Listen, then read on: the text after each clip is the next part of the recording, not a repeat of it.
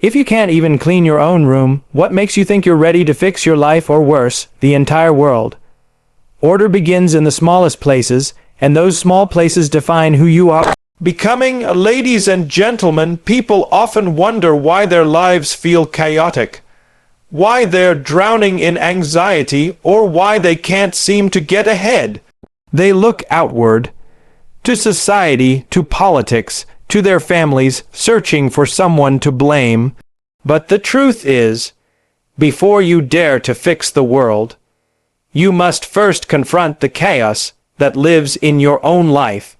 And that begins with something deceptively simple: cleaning your room. Why a room? Because your room is a mirror of your mind. The clutter on your desk is the clutter in your thoughts. The dust in your corners is the dust in your soul.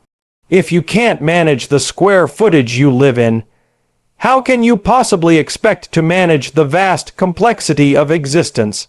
When you pick up a piece of clothing from the floor, you are not just folding fabric. You are imposing order on chaos.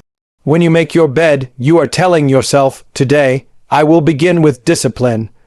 When you create harmony in your surroundings, you create harmony in your soul. That is no small act. It is the foundation of stability, and it scales. Once your room is in order, your habits shift. You wake earlier, you eat better, you speak with more clarity, people notice, your competence grows. And suddenly, opportunities emerge, not because the world magically changed, but because you did. The path to greatness does not start with grand speeches or revolutionary acts. It starts with sweeping the floor. It starts with putting your house in order. Only then can you carry the responsibility of improving your community, your nation, even the world. So clean your room. Take responsibility for the space you control. Learn to master the smallest domain of chaos, because if you can't handle that, you will be crushed by everything greater. Fix your room, and you will begin to fix your life.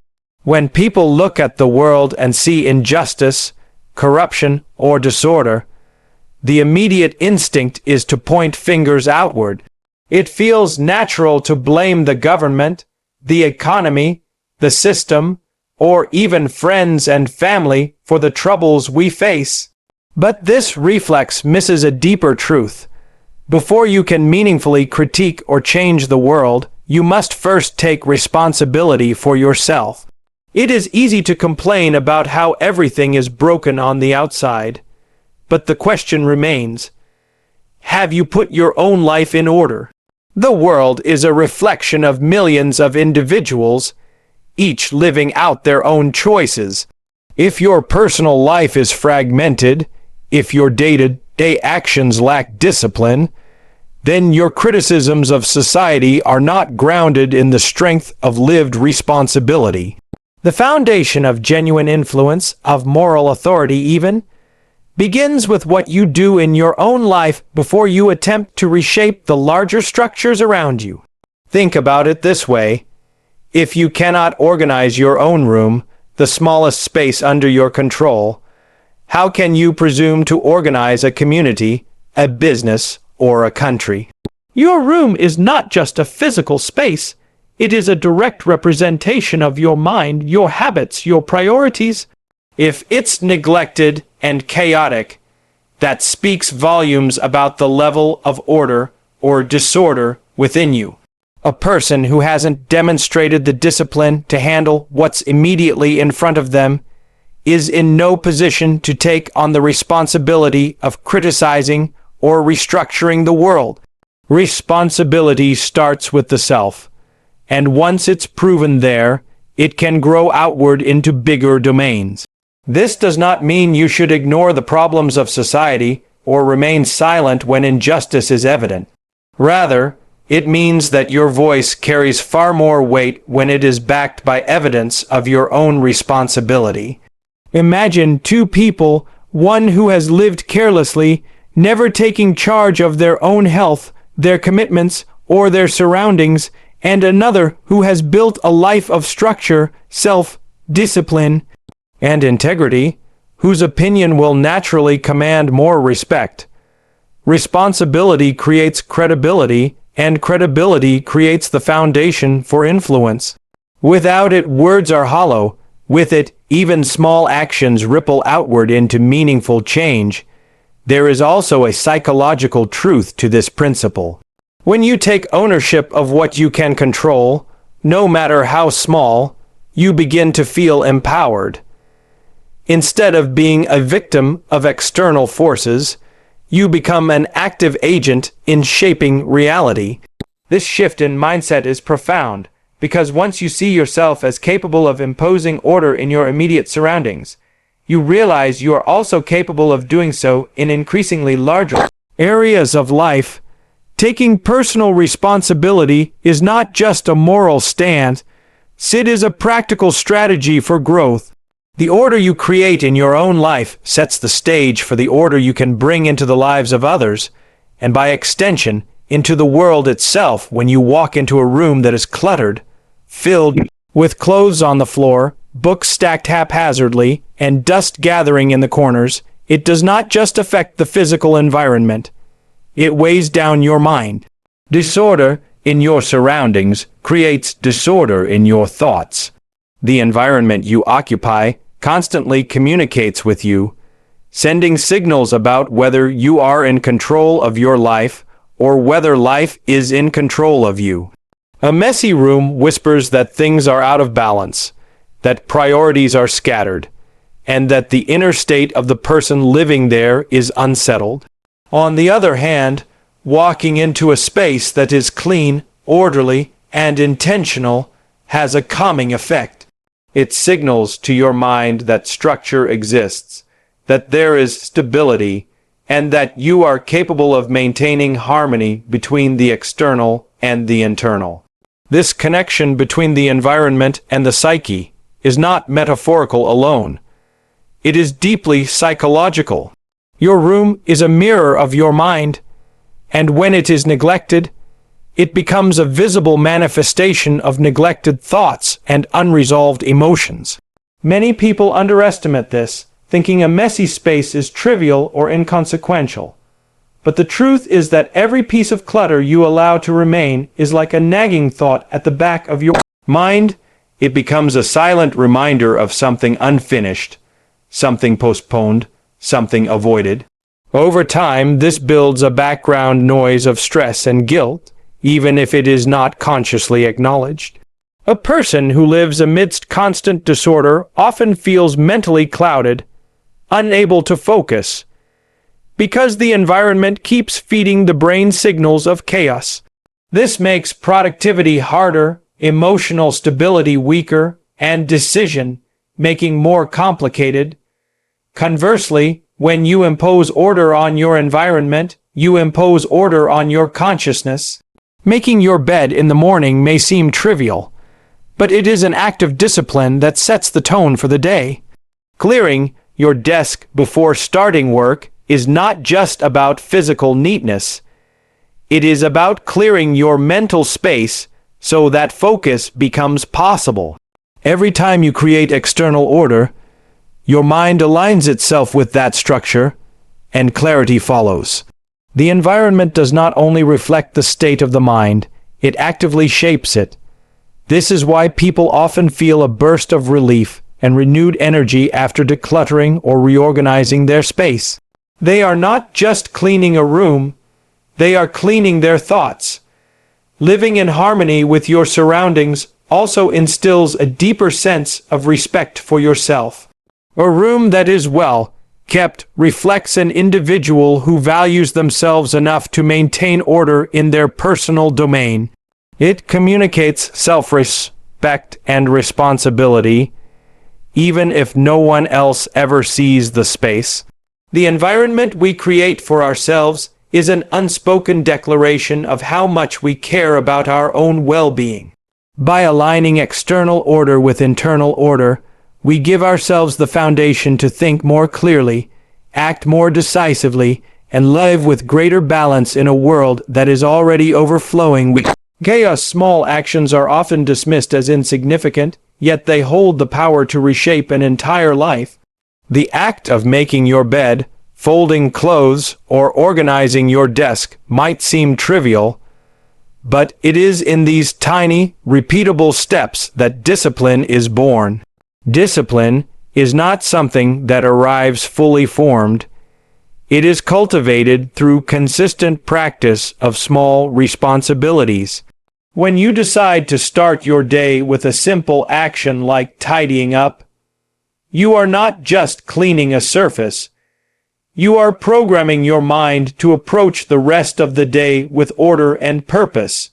This principle is crucial because it teaches you that greatness is not achieved through one grand gesture, but through the accumulation of countless small, disciplined acts over time.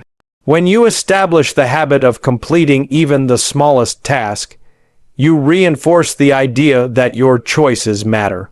A person who can commit to small disciplines is laying the groundwork for larger ones.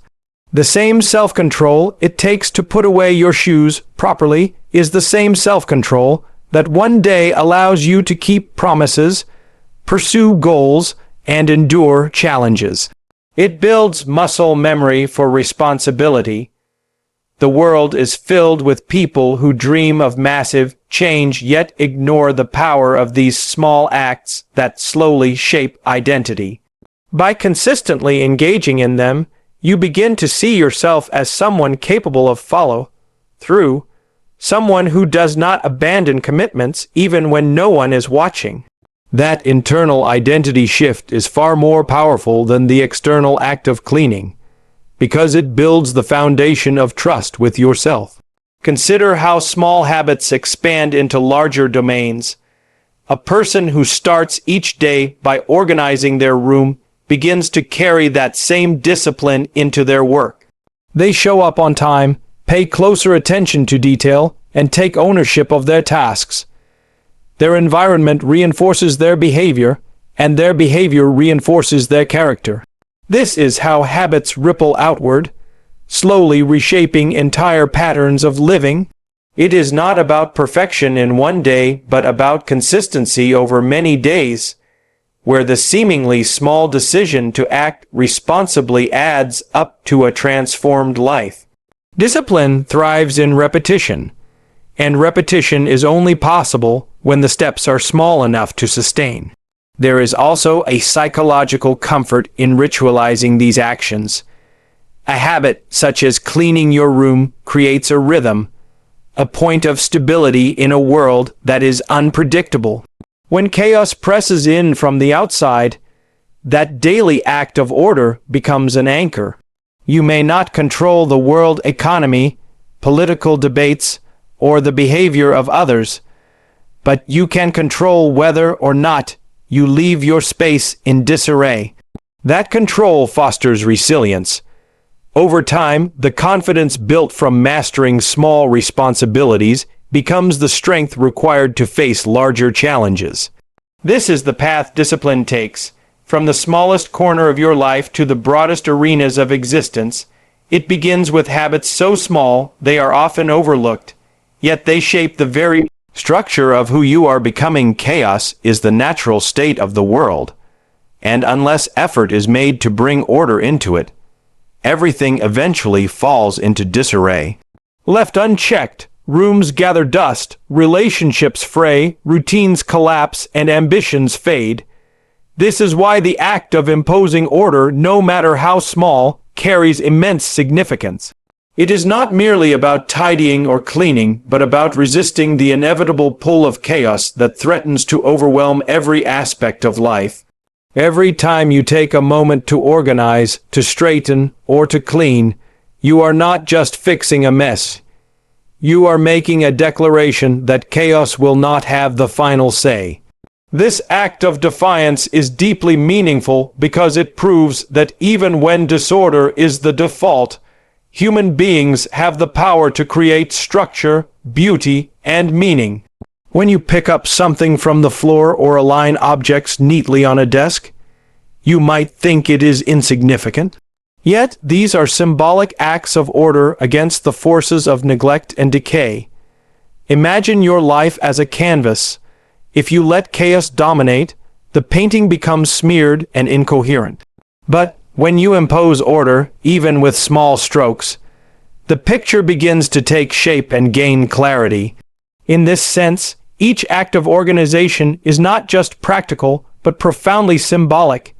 It reflects your willingness to confront the disorder both around you and within you. By disciplining your environment, you are also disciplining your mind, telling yourself that clarity and responsibility are possible even when everything tends toward confusion. There is also a psychological cost to chaos. When your surroundings are disorganized, your brain constantly receives signals of unfinished tasks and unresolved problems. You may not consciously register every pile of clutter, but your mind notices, and it drains your energy. It is difficult to feel calm, focused, or productive in a space that screams disorder at every glance. By creating order, you lighten the mental load.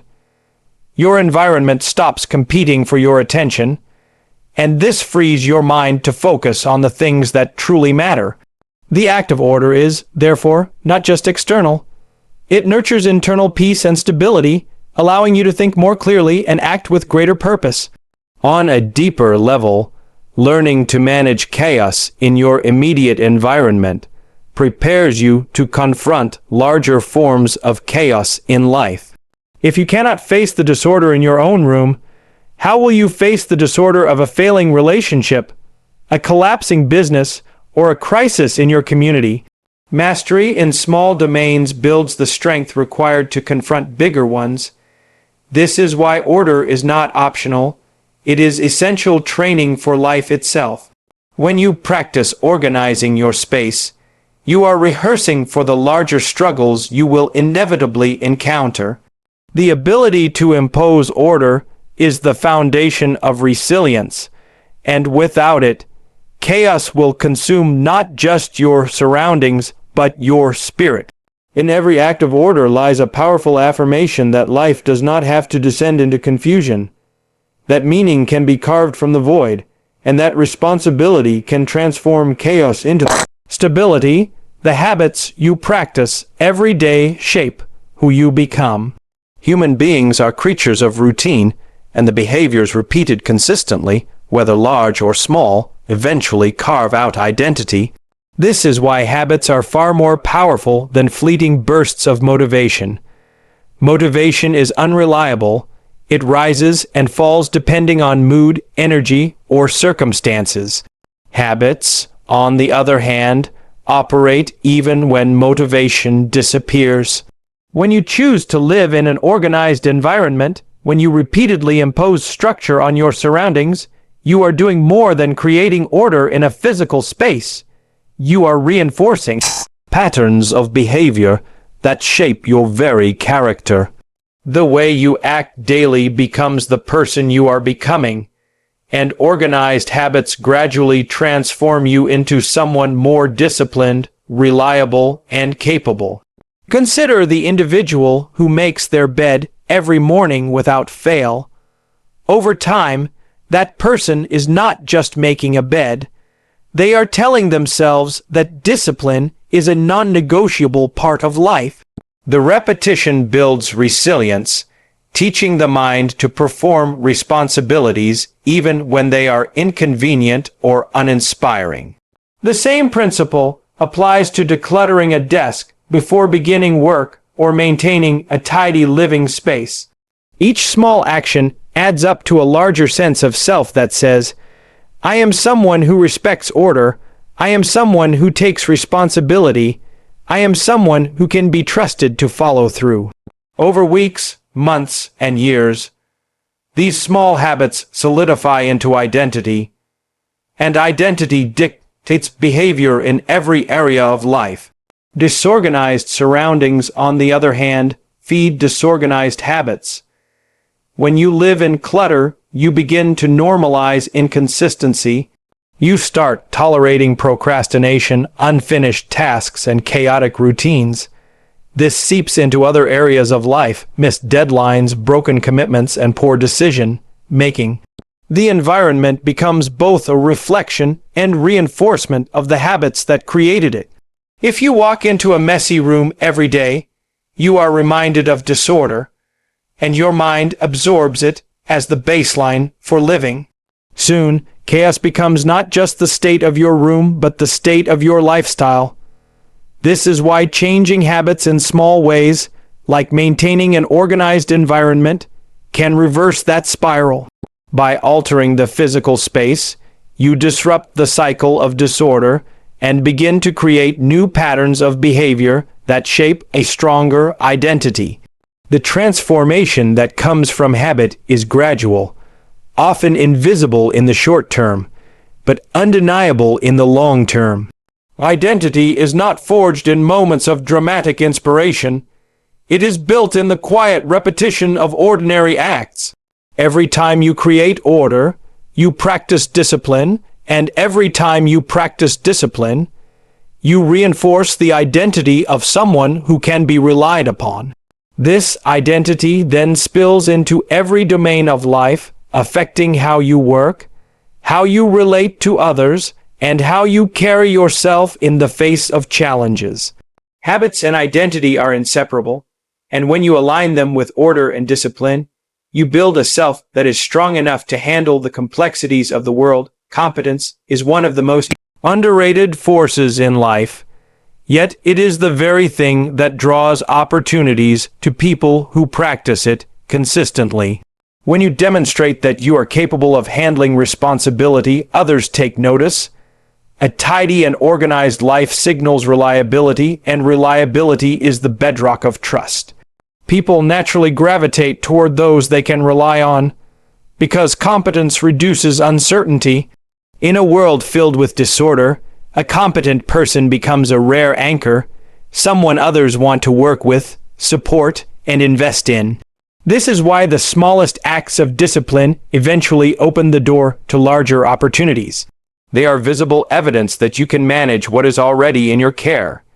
And until you can prove that, no one will hand you more. Think of it as a chain reaction. You begin with something small, like keeping your environment in order.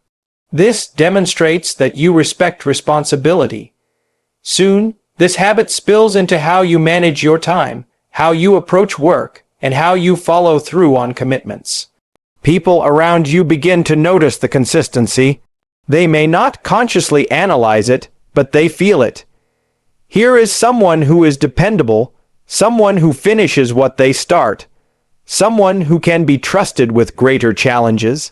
Once that trust is established, opportunities naturally flow, because competence is always in demand.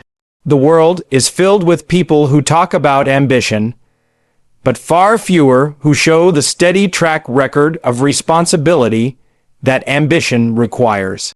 Competence also changes the way you perceive yourself. When you know you are capable of meeting obligations, you walk into situations with confidence. You no longer doubt whether you can handle what comes your way, because your daily life is evidence of your capacity. This inner confidence projects outward, making others more willing to invest in you. Confidence without competence is arrogance, but confidence built on a foundation of demonstrated ability is magnetic.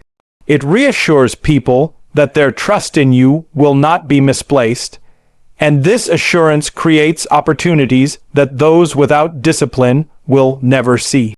The expansion of responsibility happens gradually but inevitably.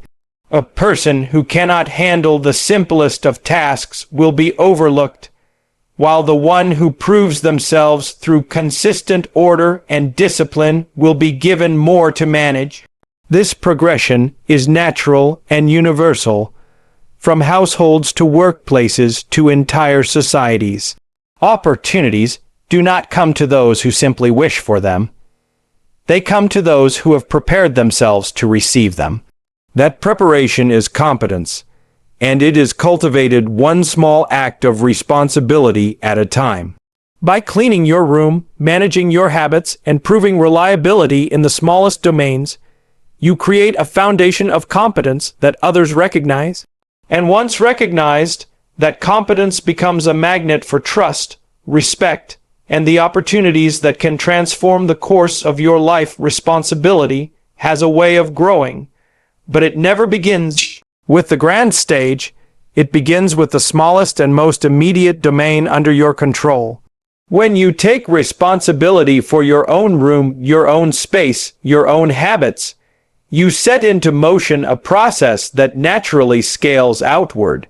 You cannot leap into fixing the world while your own life lies in disorder. That is like trying to steer a ship while ignoring the hole in its hull. The first step is always the most personal and the most immediate. Organize your space, discipline your routines, and learn to manage yourself before attempting to manage anything larger. This grounding in small responsibilities is what gives strength and credibility to take on greater challenges as they come.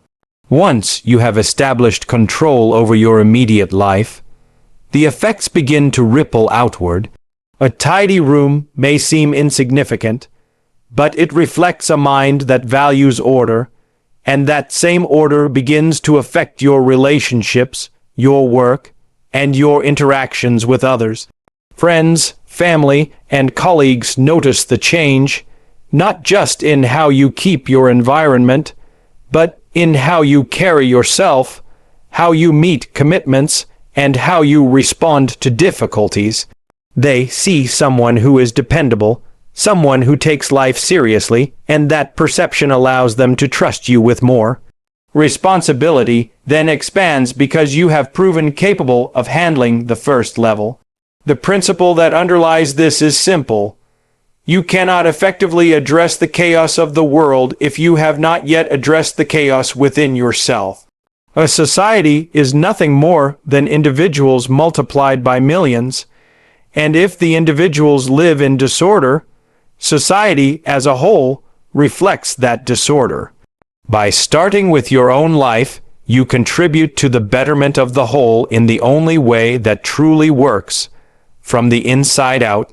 When many people take responsibility for their own lives, they form communities that are stronger, more trustworthy, and more capable of solving collective problems. The change begins locally but scales globally, because every act of personal responsibility has effects beyond the individual. This scaling of responsibility also prepares you for leadership, whether formal or informal. A leader who has not disciplined themselves will crumble under the weight of external pressures, because leadership magnifies responsibility rather than diminishes it. By first proving to yourself that you can manage your own life, you prepare for the greater burden of guiding others. It is a mistake to think leadership is about authority. It is about responsibility, and responsibility begins with personal order. A room in chaos often hides a life in chaos, and that life will not withstand the pressure of guiding others. But when you learn to impose order in your own world, you gain the strength to help others impose order in theirs. From the smallest space you control, you build the ability to take on challenges far beyond your own. And that is how fixing your room becomes the first step in fixing your life, and eventually contributing to fixing the world. So start where you are. Clean your room, take responsibility for what is already in your hands, and watch how order spreads through your life. Fix the little things, and soon you'll find yourself strong enough to face the big ones.